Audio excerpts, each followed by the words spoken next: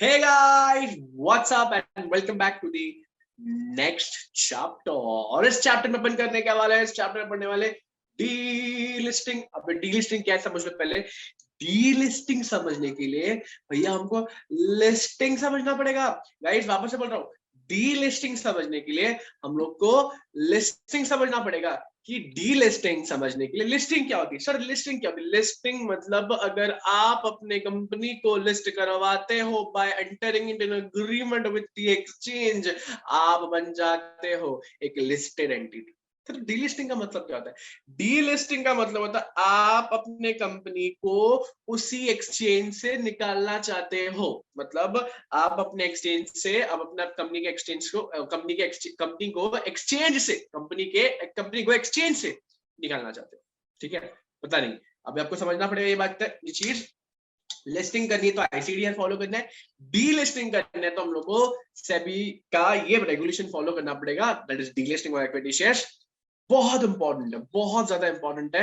ठीक है, इस पूरे इंपॉर्टेंट चीज को करने के लिए टाइगर श्रॉफ की काम समझे। टाइगर श्रॉफ करने क्या वाला है sir? Who is tiger Shroff? Sir ऐसी कौन कौन सी एजेंसी है जिसका काम है डीलिस्टिंग करना, मतलब पूरा काम। ठीक है, पूरा काम कौन करेगा डीलिस्टिंग, और किस तरीके से मर्चेंट बैंकर पूरा क्या क्या काम करना होता है। मर्चेंट बैंकर करने क्या वाला है sir? Merchant banker exit price determine करेगा, बिडिंग सेंटर्स डिटरमाइन करेगा, ये trading members, over settlement process, public announcements करेगा और फाइनल ट्रेडिंग प्राइस करेगा। फिर हो क्या रहा है ये सर? हो क्या रहा है? डीलिस्टिंग तो बता दो तो क्या होता है, कैसे होता है, क्यों होता है, ये सारी चीजें बता दो। बट सबसे पहले समझो डीलिस्टिंग क्या होता है। ये पूरा चार्ट है ना, गाइस फिर से बोल रहा हूँ, ये पूरा चार्ट ही पूरा चैप्टर है। ये चार्ट ही पूरा चैप्टर है। सर क्या बोल रहे हो, सर क्या बोल रहे हो? अरे डीलिस्टिंग का मतलब है आप अब अपने कंपनी को क्या करना चाहते हो? डीलिस्ट करना चाहते हो। दैट मींस अब आपकी कंपनी एक्सचेंज में आपके शेयर्स नहीं बिकेंगे, एक्सचेंज में आपके शेयर्स अब नहीं मिलेंगे, अब आप वहां से डीलिस्टिंग करवा रहे हो। सर दो टाइप के डीलिस्टिंग है, voluntary delisting, compulsory delisting. What is compulsory delisting? Compulsory delisting means exchange आपका गला दबाकर, आपको धक्का मारकर भगा रहा है। एक्सचेंज कर रहा है, ये चीज एक्सचेंज कर रहा, आप नहीं कर रहे हो, एक्सचेंज कर रहा है। समझ में आ रहा है? एक्सचेंज आपको गला दबाकर भगा रहा है, गला दबाकर भगा रहा है। ठीक है, आपको डीलिस्ट कर रहा है। What about voluntary delisting? Voluntary delisting means आपकी मर्जी, कंपनी की मर्जी, खुद की मर्जी से चाहता है कि भैया हम जा रहा हूं, हम जा रहा हूं, हम जा रहा हूं। ठीक है, तो अगर आप खुद के दिल से वॉलंटरी डीलिस्टिंग कर रहे हो और आप सारे के सारे एक्सचेंज से डीलिस्ट कर रहे हो, आपको आपके छोटे मोटे प्यारे प्यारे नन्हे मुन्ने शेयर होल्डर को एग्जिट अपॉर्चुनिटी देना पड़ेगा। अरे क्यों? आप अगर डीलिस्टिंग करने का प्लान कर रहे हो और सब जगह से डीलिस्ट करने की प्लान कर रहे हो, तो एक्सचेंज में जाने से पहले, एक्सचेंज को छोड़ने से पहले मेरे सारे शेयर होल्डर को अपॉर्चुनिटी देना पड़ेगी। भाई अब जाओ, अब हम लोग डीलिस्ट कर रहे हैं, जिसको उसके बाद भी रहना है तो रह जाओ।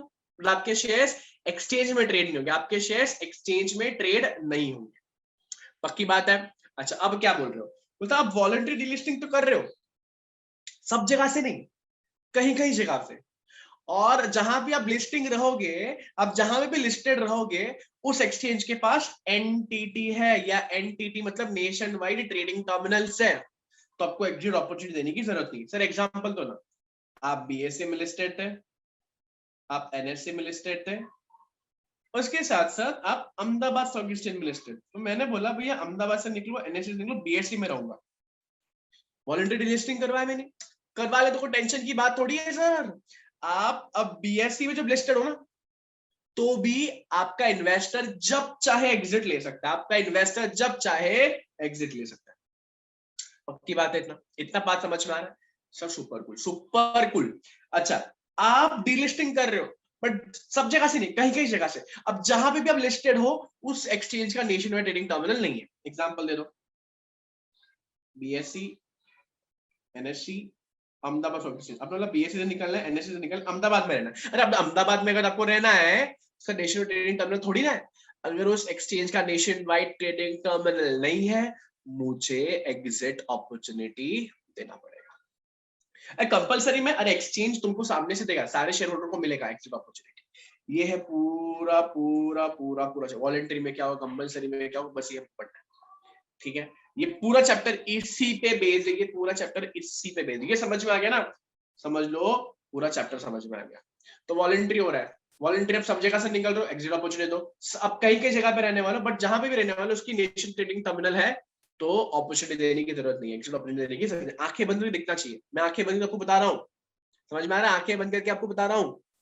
वैसे ही आप डिलिस्टिंग हो रहे हो, वॉलंटरी डिलिस्टिंग ले रहे हो, बट आपका स्टॉक डीलिस्टेड रहेगा, मतलब लिस्टिंग रहेगा वहीं पे रहेगा जहां पे एंटिटी नहीं है, मतलब छोटे छोटे एक्सचेंज में रहेगा, छोटे छोटे एक्सचेंज में रहेगा, तो मेरे इन्वेस्टर को शायद एग्जिट अपॉर्चुनिटी ना मिले, वो रेट ना मिले, इसलिए हमको एग्जिट अपॉर्चुनिटी देना पड़ेगा। वेरी रिसेंटली वेदांता का, वीडीएल वेदांता लिमिटेड का डीलिस्टिंग आया था, बड़ो बहुत गंदी तरीके से फेल हुआ। इन माय रेगुलर बैचेस में बताता हूँ डीलिस्टिंग में क्या हुआ था, वेदांता में क्या हुआ क्या नहीं, because it is a very recent case, ठीक है, तो वो मैं बताता हूँ। बट सिंस ये क्विक रिवीजन लेक्चर, तो मैं प्रैक्टिकल चीज नहीं डिस्कस करूंगा, एग्जाम पर्सपेक्टिव के लिए हम लोग बहुत सारी चीज डिस्कस करेंगे, पक्की बात। चलो, आपको एक हैंड रिटन नोट्स दिखता होगा, ये मैंने अपने क्लासरूम में लिखवाया था, बट ये अगर आपके पास ये फाइल है तो भी काम बन जाएगा, ठीक है। ये अगर आपके पास ये वाली फाइल है, ये पीडीएफ फाइल है, ये पीडीएफ फाइल आपको मैं दिलवा दूंगा, लिंक डिस्क्रिप्शन में होगा, तो उसको टेंशन लेने की कोई बात नहीं है। बट यहाँ से हम लोग जल्दी जल्दी पूरा रिवीजन कर लेंगे। तो ये हम लोग को एनीवेज पता है, कंपल्सरी डिलीशन होता है, एग्जिट अपॉर्चुनिटी मिलने ही वाला है। और सर वॉलंटरी हुआ तो अगर आप सब जगह से जा रहे हो, अब सब जगह से जा, तो एग्जिट अपॉर्चुनिटी देना पड़ेगा, मतलब कहीं कहीं हो, कहीं कहीं हो, आप कहीं कहीं फिर भी लिस्टेड रहोगे, जहां पे भी लिस्टेड हो उसका नेशन वाइड ट्रेडिंग टर्मिनल है, तो एग्जिट अपॉर्चुनिटी की जरूरत नहीं है। जहां पर भी हो वहां पर उनका एंटिटी नहीं है, तो एग्जिट अपॉर्चुनिटी दे दो। यहाँ पे एग्जिस्ट नहीं आएगा, यहाँ पे एग्जिट आएगा। अच्छा, आगे बढ़ते हैं। सर कंपल्सरी डिलिस्टिंग कब होना है, कंपल्सरी डिलिस्टिंग कब होना है, जल्दी जल्दी समझते हैं कब कब होना है। सबसे पहली बात, अगर आपके कंपनी अगर आपका कंपनी क्या हो रहा है, अगर आपकी कंपनी का 3 साल लगातार क्या नेगेटिव नेटवर्थ है और आपकी कंपनी लॉस कर, ठीक है, अगर आपकी कंपनी की सिक्योरिटीज 6 महीने तक सस्पेंडेड है, डिलिस्टिंग कंपलसरी। अगर आपकी कंपनी के शेयर्स इनफ्रीक्वेंटली ट्रेडेड है लास्ट 3 साल में, अगर आपकी कंपनी के promoter director made any statutory non compliance, ठीक है, उन पे पेनल्टी ऑफेंसेस लगी हुई, इंप्रिजनमेंट दोनों लगी हुई है, 3 साल या उससे ज्यादा, या 1 करोड़ या उससे ज्यादा का फाइन लगा हुआ है, या दोनों लगा हुआ है, आपको डिलीट कर दिया जाएगा। ठीक है, बोलता है company and its promoter director have vanished, bye bye tata good bye, गायब, tata bye bye good bye, yes, ठीक है, वक्त बदल गया, जज्बात बदल गए, गायब हो गए, तो ऐसे केस में इसको मिल गया वैनिश, ठीक है। अच्छा, एक और बात, मतलब when company fails the requirement of minimum promoter share holding. Sir minimum promoter share holding क्या होता है, इतने सारे चैप्टर्स के लेवल ये अब तक नहीं पता है ना, ठन गोपाला भगवान तुमको बचाए, ठीक है। 25% मिनिमम पब्लिक का शेयर होल्डिंग होना चाहिए, 10% in case of government company. इसको मैं एक चार्ट में दिखा देता हूं, मैंने ये लिखवा भी है क्लासरूम के, इसमें ये रहो। प्रमोटर शेयर होल्डिंग पैटर्न क्या होना चाहिए, प्रमोटर के पास कितना होना चाहिए, पब्लिक के पास, बोलते हैं प्रमोटर के पास मैक्सिमम 75% ही रह सकता है अगर आप लिस्टेड एंटिटी हो तो, 75% in case of normal company, 90 in case of PSUs, public sector units या अंडरटेकिंग, ठीक है। मिनिमम पब्लिक के पास 25 तो होना ही चाहिए। सर ऐसा हो सकता है मेरी कंपनी लिस्टेड है और लिस्टिंग होने के बाद मेरे कंपनी में प्रोमोटर की शेयर होल्डिंग 75% से ज्यादा है, ऐसे डीमार्ट में हुआ था ना, जब लिस्टिंग हुआ था तो डीमार्ट में शेयर होल्डिंग पैटर्न में शेयर होल्डर का जो सबसे ज्यादा प्रोमोटर के पास 75% से ऊपर था। नॉन वायलेशन किया आरके ने, नहीं बेटा, आरके मतलब राधाकृष्ण दमानी, नॉन वायलेशन नहीं बेटा, सेबी ने प्रोमोटर को टाइम दिया था कि अगर आपका 86-87% है which is against the minimum public share holding का पैटर्न, आपके पास टाइम है, इस टाइम के दौरान आप उस प्रोमोटर शेयर होल्डिंग को नीचे ले लो, नीचे ले लो, नीचे ले लो, नीचे लेकर 75 तक ले लो। तो बोलता है when company fails to comply the requirement of minimum public share holding as required in SEBI LODR पढ़ा दिया, जाके चेक कर लेना वीडियो को। और any other security law fails to raise the public share holding within the time specified, आपको उठा के फेंक देंगे, आपको उठा के फेंक देंगे, ठीक है। जब भी एक्सचेंज आपको कंपल्सरी डिलिस्टिंग करवाएगा तो क्या होगा, पहले तो कमेटी बनेगी, पैनल बनेगी, 2 डायरेक्टर, एक रिप्रेजेंटेटिव एमसीए और एक executive director, company secretary of exchange committee बन गया। कमेटी बनाने के बाद कमेटी पब्लिक नोटिस देगा कंपल्सरी डिलिस्टिंग का स्टॉक एक्सचेंज को, और ये इंग्लिश न्यूज़पेपर और ये वर्नाक्युलर न्यूज़पेपर जहां पे भी एक्सचेंज का ऑफिस है वहां पे छप जाएगा। फिर क्या होगा, जो भी पर्सन अग्रीव्ड है, मेजरली कंपनी अग्रीव्ड होगा, जो भी पर्सन अग्रीव्ड है वो क्या करेगा, डीलिस्टिंग का ये प्रपोजल, जो प्रपोज डीलिस्टिंग है, अगर आप अग्रीव्ड हो, आप क्या करोगे, with in 15 days of such publication आप एक्सचेंज के पास अपनी रिप्रेजेंटेशन रखोगे। रख दिया सर। रखने के बाद आप क्या करोगे, आफ्टर कंसिडरिंग ये पूरा मामला एक्सचेंज के पास जाएगा, इसको डिस्कशन करने के बाद फाइनल डिसीजन लिया जाएगा। अगर नहीं हो तो अच्छी बात, अगर हो गया तो क्या करना, अगर हो गया तो डीलिस्टिंग ऑर्डर का ऑर्डर निकालना। ऑर्डर वो कहां पे जाएगा, एक्सचेंज के पास चला जाएगा, सो दैट पब्लिक को मालूम पड़ जाए। उसके साथ एक पब्लिक नोटिस भी देंगे, एक इंग्लिश न्यूज़पेपर, एक वर्नाक्युलर न्यूज़पेपर, जहां पे भी एक्सचेंज का ऑफिस है। ठीक है, तो क्या बोलता है एक्सचेंज, क्या करेगा, इंडिपेंडेंट वैल्यूअर को बुलाएगा, इंडिपेंडेंट वैल्यू को बुलाएगा। क्यों, so that exit price, exist नहीं आएगा यहाँ पे, एग्जिट प्राइस को हम लोग क्या करें, फाइनल कर पाए। आईबी क्या करेगा, इंडिपेंडेंट वैल्यू क्या करेगा, एग्जिट प्राइस को डिटरमाइन करेगा, और प्रमोटर और पीएससी को बोलेगा भैया आपको इस दाम में पब्लिक से शेयर्स परचेज करने पड़ेंगे। जैसे ही प्रमोटर पीएससी क्या कर लेंगे, एक्विजिशन कर लेंगे, ठीक है, कितना परसेंटेज क्या प्राइस में, ये आईबी डिसाइड करेगा, इंडिपेंडेंट वैल्यू डिसाइड करेगा। पेमेंट होने के बाद, एग्जिट प्राइस देने के बाद, कंपनी के डायरेक्टर, प्रमोटर और पीएससी जितने भी लोग भी है, उन लोग को मार्केट में एक्सेस नहीं होगा 10 साल तक। ओह माय गॉड, अगर आपको रीलिस्टिंग भी करवानी है, आप 10 साल बाद ही रीलिस्टिंग करवा सकते हो। पक्की बात, ये था, जबरदस्ती आपको निकाल दिया गया। सो वॉलंटरी मतलब आपकी खुद की मर्जी से आप जा रहे हो, बट आप ऐसे ऐसे एक्सचेंज में रहोगे जहां पे नेशन वाइड ट्रेडिंग टर्मिनल है, तो उसका ट्रीटमेंट अलग है। आप ऐसी जगह पे रहोगे जिसकी नेशन ट्रेडिंग टर्मिनल नहीं है, नहीं है तो क्या देना पड़ेगा, एग्जिट अपॉर्चुनिटी देना पड़ेगा। बराबर है। अच्छा, क्या प्रोसेस है सर, प्रोसेस क्या है, डीआर पास करो, नोटिस दे दो, English newspaper, Hindi newspaper, vernacular newspaper, जहां पे भी एक्सचेंज का ऑफिस है। कंपनी क्या करेगी, अप्लाई करेगी एक्सचेंज में फॉर डीलिस्टिंग, डिस्क्लोजर दे देगी डीलिस्टिंग का, ठीक है, एनुअल रिपोर्ट में, जब भी डीलिस्टिंग हो फर्स्ट एनुअल रिपोर्ट में पूरा डिटेल दे देगी। पब्लिक नोटिस देना पड़ेगा, उसके अंदर देना पड़ेगा कौन से एक्सचेंज से आप जा रहे हो, क्या रीजन है डीलिस्टिंग का, कौन कौन से एक्सचेंज में आप लिस्टेड रहोगे, जिसके पास एनटीटी है, नेशन वाइड ट्रेडिंग टर्मिनल है, ठीक है। और ये सारी चीजें करने के बाद 30 दिन के अंदर exchange will dispose of this delisting application with in 30 days। पक्की बात। अच्छा, सेकंड प्रोसीजर क्या, सेकंड बोले तो सर ये वाला प्रोसेस, सेकंड बोले तो ये वाला प्रोसेस, सेकंड बोले तो ये वाला प्रोसेस। क्या है सर प्रोसेस क्या, सेकंड वाला बोलते हैं कि क्या करना पड़ेगा, सबसे पहला बीआर पास करना पड़ेगा, सेम है, एसआर पास करना पड़ेगा by postal ballot, section number 110 companies act का, ठीक है। पोस्टल बैलेट से किया, एप्लीकेशन देना पड़ेगा एक्सचेंज को, क्या करने के लिए, इन प्रिंसिपल ऑफ डीलिस्टिंग, भैया इन प्रिंसिपल डीलिस्टिंग लेना कि भाई मैं जा रहा हूं, बराबर है। अच्छा, एक्सचेंज क्या करेगा, इन प्रिंसिपल दे देगा, कितने दिन के अंदर, 5 दिन के अंदर, जब से आपने एप्लीकेशन किया। बोर्ड ऑफ डायरेक्टर क्या करेगा, मर्चेंट बैंकर को अपॉइंट करेगा, अरे पता है कि नहीं, टाइगर श्रॉफ को अपॉइंट करेगा, ये देखो टाइगर श्रॉफ को अपॉइंट करेगा, yes this is the puppy song, yes Tiger Shroff को अपॉइंट कर देगा, क्या करने के लिए सर, टाइगर श्रॉफ को ये 1 2 3 4 5 6 ये काम करने के लिए अपॉइंट कर देगा, ठीक है। अच्छा, फिर क्या करेगा, बोर्ड ऑफ डायरेक्टर क्या करेंगे, अपॉइंट करेंगे मर्चेंट बैंकर को, ठीक है, क्या करने के लिए, 1 2 3 4 5, याद है कि नहीं, ये टाइगर श्रॉफ वाले काम 1 2 3 4 5 6 वाला काम पूरा कंप्लीट कर लेगा। कौन करेगा, टाइगर श्रॉफ करेगा, डांस करते करते, स्टंट करते करते कर लेगा। अच्छा, उसके बाद क्या होगा सर, उसके बाद क्या होगा, 6 नंबर, मर्चेंट बैंकर को ड्यू डिलिजेंस करना पड़ेगा, और वो रिपोर्ट बीओडी को देना पड़ेगा। 1 साल के अंदर जब से आपने एसआर पास किया है ना, आपको डीलिस्टिंग कंप्लीट करना पड़ेगा। ये 1 साल वाला हमने बायबैक में भी सीखा था, बायबैक चैप्टर नहीं देखा तो जल्दी जल्दी देख लो और मुझे फटाफट बता दो कैसा लगा वीडियो, ठीक है। एसआर जैसे आप करोगे ना, जैसे एसआर पास करो डीलिस्टिंग का, उसके दौरान तुरंत 2 टाइम्स वाला फॉर्मेट आपको याद होना चाहिए डीलिस्टिंग का। स्पेशल रेजोल्यूशन जब भी हम लोग पास करेंगे ना डीलिस्टिंग के लिए, we have to make sure the shareholder in favor of the proposal should be more than equal to 2 times the votes casted against the shareholder against it। Very important point है, very important point है। इसके ऊपर एक practical question already आ चुका है examination में, ठीक है, एग्जामिनेशन में ऑलरेडी आ चुका हुआ है। जैसे आप फाइनल एप्लीकेशन करोगे तो प्रूफ ऑफ एग्जिट अपॉर्चुनिटी आपने दिया है अपने सारे शेयर होल्डर को, ये एक रिपोर्ट देना पड़ेगा। और ये 2 नंबर 4 नंबर 5 नंबर सेम है सर, किसका 2 नंबर 4 नंबर 5 नंबर, 2 नंबर बोले तो ये 2 नंबर नोटिस देना पड़ेगा, 5 नंबर नोटिस देना पड़ेगा, और 6 नंबर, ठीक है, 2 number 5 number 6 number, 2 number 5 number 6 number बोले, 2 नंबर 4 नंबर 5 नंबर, ठीक है, ये फॉलो करना पड़ेगा। एनुअल रिपोर्ट बताओ, रीजन बताओ, ठीक है, ये सारी चीजें बता देंगे। अच्छा, ये बड़ा तगड़ा है। और वेदांता वाले एग्जांपल में ये लगा था कंपलसरी डीलिस्टिंग, मतलब सारी जगह से bye bye tata good night ले रहे हो, ठीक है, खत्म ओवर जा रहे हो, ठीक है, वॉलंटरी डीलिस्टिंग ले रहे हो, ठीक है, समझो। प्रोमोटर को अक्वायरर को पहले तो एप्लीकेशन देना पड़ेगा एक्सचेंज में कि भाई मैं तो जा रहा हूं, तो मुझे इन प्रिंसिपल डीलिस्टिंग अप्रूवल दे दो। एलओडीआर पढ़ा रहेगा तो 28 बोलता है लिस्टिंग अप्रूवल ले लो, ये डीलिस्टिंग की बात कर रही है। प्रोमोटर एक्वायरर मर्चेंट बैंकर को अपॉइंट करेगा। किसको सर? टाइगर श्रॉफ को। टाइगर श्रॉफ को अपॉइंट करेगा क्या करने के लिए सर? टाइगर श्रॉफ को अपॉइंट करेगा सर बहुत सिंपल काम करने के लिए, 1 2 3 4 5 6 1 2 3 4 5 6 काम करने के लिए अपॉइंट कर देगा। ठीक है, सो डीलिस्टिंग प्रोसीजर अच्छे से हो जाए। मर्चेंट बैंकर मतलब टाइगर श्रॉफ एक इंडिपेंडेंट पार्टी होगा और प्रोमोटर से लिंक्ड बिल्कुल नहीं। Within 1 day of the receipt of the in principle of delisting, कहां से?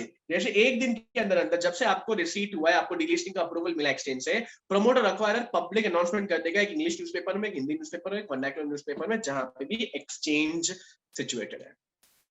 सेकंड, पब्लिक अनाउंसमेंट देते ही एस्क्रो अकाउंट में एक स्पेशल एस्क्रो अकाउंट खोल देंगे और उसके अंदर एस्टिमेटेड कंसिडरेशन डाल देंगे। सर एस्टिमेटेड कंसिडरेशन कैलकुलेट कैसे करना है? Very simple, number of shares जो पब्लिक के पास पड़ा हुआ है multiply with floor price, multiply कर दो विद फ्लोर प्राइस। ठीक है, जैसे हमने मल्टीप्लाई किया, हमने वो एस्क्रो अकाउंट में रख दिया। एस्क्रो अकाउंट के अंदर या तो कैश हो सकता है, तो बैंक गारंटी, या दोनों हो सकता है। पब्लिक अनाउंसमेंट देते ही public announcement shall specify the date not less than greater than 30 days. Public announcement जब से दिया, एक स्पेसिफाइड डेट हम मेंशन कर देंगे, जिस दिन जो भी शेयर होल्डर का उसको कह देगा लेटर जाएगा। मतलब promoter acquirer shall dispatch the letter of offer to share holder not less than 2 days. तुरंत 2 डेज के अंदर हमको पब्लिक अनाउंसमेंट जब भी हमने दिया है तब भी हम लोग को तुरंत भेजना है।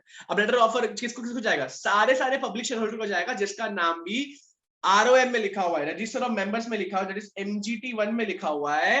ठीक है, और कंपनी के डिपॉजिटरी में लिखा हुआ है, उन सबको क्या जाएगा? लेटर ऑफर जाएगा। जैसे लेटर ऑफर जाएगा, ओपन हो जाएगा, not later than 7 working days जब से आपने पीए दिया हुआ है। ठीक है, जब से आपने पीए दिया, विदिन 7 दिन के अंदर आप खोल लोगे। ऑफर खुला होगा मिनिमम 3 दिन के लिए, मैक्सिमम 5 दिन के लिए। और इसके अंदर क्या होगा? टेंडरिंग होगी, बुक बिल्डिंग के हिसाब से टेंडरिंग होगी। जैसे टेंडरिंग होता है तो रेट फिक्स हो जाएगा, बुक बिल्डिंग का रेट फिक्स हो जाएगा। सर रेट फिक्स होने के बाद देखो, अगर रेट फिक्स होता है, ठीक है, और अगर प्रमोटर ने उसको एक्सेप्ट कर लिया तो काम मतलब हुआ, रिजेक्ट हुआ तो काम मतलब, तो ये रिजेक्ट वाला है, यहाँ पे लिख देता हूँ रिजेक्ट। यहाँ पे क्या होगा? रिजेक्ट के काम हो तो पहले रिजेक्ट पढ़ते, रिजेक्ट पहले नेगेटिव पढ़ लेते, फिर पॉजिटिव पढ़ते। रिजेक्ट हुआ तो क्या? वेदांता में भैया यही हो गया, वेदांता में यही हो गया, तो प्रमोटर एक्वायरर पहले एस्क्रो बंद कर देंगे, कर दिया। Company shall not make final application. अरे अब अप्रूवल ही नहीं मिला, टेंडरिंग शेयर्स, टेंडर ही नहीं हुए शेयर्स, तो आप कैसे फाइनल एप्लीकेशन दोगे? जब से क्लोजर हुआ है, जब से डिलिस्टिंग का पूरा ऑफर बंद हुआ है, 5 दिन के अंदर अंदर आप लोगों को क्या करना पड़ेगा? सारे शेयर्स रिटर्न करने पड़ेंगे। सॉरी, आपको मर्चेंट बैंकर के साथ एक पब्लिक अनाउंसमेंट देना पड़ेगा कि भाई ये हो गया फेलवा, मतलब हो गए हम फेल, और सारे शेयर्स रिटर्न करने पड़ेंगे पब्लिक को जो भी टेंडरिंग में आया है 10 दिन के अंदर जब से ऑफर बंद हुआ है। ये तो है नेगेटिव बात है। पॉजिटिव अच्छी बातें पढ़ते हैं। अगर प्रमोटर ने क्या कर लिया? रेट को एक्सेप्ट कर लिया, तो क्या होगा? Promoter shall deposit the total consideration required to be deposited in escrow. अगर आपको याद है वो फ्लोर प्राइस था, अगर कोई और रेट फिक्स हुआ है तो वो रेट उतना अमाउंट के हिसाब से आप एस्क्रो में डाल दोगे। उस स्पेशल एस्क्रो में हम लोग जो भी अमाउंट है वो एक अलग अकाउंट में डाल देंगे। डालने के बाद आप फाइनल पेमेंट दे दोगे 10 दिन के अंदर अंदर जब से टेंडरिंग बंद हुआ है। ठीक है, फाइनल कंसिडरेशन आप पब्लिक को दे दोगे जब से 10 दिन के अंदर जब से ऑफर बंद हुआ है। 5 दिन के अंदर नगर में ढिंडोरा पिटा के, ढोल पिटा के, टाइगर श्रॉफ डांस करते करते पब्लिक अनाउंसमेंट देगा और उसके अंदर बता देगा कि यस सक्सेसफुल हुआ है, कौन से रेट पर सक्सेस हुआ है, और टेंडरिंग जो भी है वो डीलिस्टिंग पूरा फिक्स हो, मतलब पूरा बेस्ट हो गया। और यही फाइनल एप्लीकेशन हम एक्सचेंज को दे देंगे, भैया आप हमको डीलिस्ट कर दो। वेदांता वाले केस में ये वाला हुआ था, बिकॉज एक्सेप्टेंस ही नहीं आया था, लोगों ने रेट्स कोट ही नहीं किए थे, इसलिए वो पूरा फेल हो गया था। अब ये रिलिस्टिंग है, अगर आप कंपल्सरी डीलिस्टिंग हो रही है तो 10 साल के बाद आप वापस आना, और अगर वॉलंटरी ले लो 5 साल के बाद वापस बीच में आना मत, मुंह मत दिखाना। ठीक है, अच्छा ये बहुत इंपॉर्टेंट है, मैक्सिमम होल्डिंग पोस्ट डीलिस्टिंग, मतलब प्रमोटर के पास कितनी मैक्सिमम होल्डिंग होनी चाहिए? तो क्या बोलता है रूल, क्या बोलता है? 90% और pre delisting promoter holding plus 50% of public share holding whichever is higher. इसको अपन क्या करेंगे? सम कर लेंगे, थोड़ा समझ में आ जाएगा, बेटर अंडरस्टैंडिंग वहीं से बैठेगी। केस नंबर 1 क्या बोलता है सर? 60% प्रमोटर के पास, 40% पब्लिक के पास, होगा 100%। रूल क्या बोलता है? कितना होना चाहिए मिनिमम? तो 90 और प्री डीलिस्टिंग के पास प्रमोटर पास कितना पड़ा है? प्लस 50% ऑफ पब्लिक, तो प्री 40, 50% ऑफ पब्लिक, मतलब 40 का आधा 20, टोटल कितना? 80 और 90 which is higher? 90 is highest, 90 तो मिनिमम होना चाहिए। केस नंबर 2, प्रमोटर के पास 84 है, मतलब गवर्नमेंट कंपनी है। अरे 75 से ऊपर मतलब गवर्नमेंट कंपनी होगी ना। पब्लिक के पास 16% है। रूल क्या बोलता है? रूल बहुत सिंपल बोलता है, रूल बोलता है 90% और प्री डीलिस्टिंग के पहले प्रोमोटर की holding plus 50% of public share holding. ठीक है सर, ये तो हो जाएगा। मतलब आप बोल रहे हो 90 प्लस 84 प्लस 50% 16 मतलब 8, 80 फ्लोर प्लस 8 करो 92 आ गया। 90 और 92 whichever is higher। चलो विद दिस अपने पूरा चैप्टर हमने क्या कर लिया, पूरा चैप्टर समेट लिया, पूरा चैप्टर समेट लिया, पूरा चैप्टर समेट लिया, पूरा प्रोसीजर पूरा समेट लिया। ठीक है, and with this we have completed this brilliant chapter of delisting. मिलते हैं अगले चैप्टर में, तब तक के लिए गुड बाय, टेक केयर, नमस्कार and stay tuned for awesome lessons. Bye bye, take care.